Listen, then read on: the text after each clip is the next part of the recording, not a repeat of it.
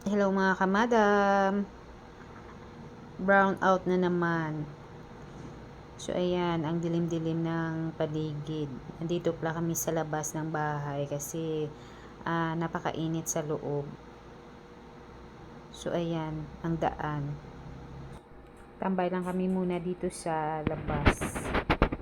So ayan pala yung ulap. Napakagandang tingnan. O ayan, i-zoom natin.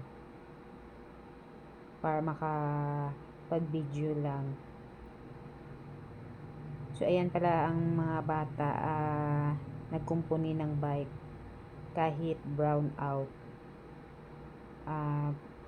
So, ayan, para hindi sila maboring, para may ginagawa.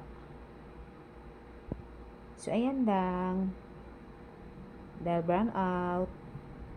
Bye-bye. Thank you so much. Thanks for watching. Kamaram Vlog.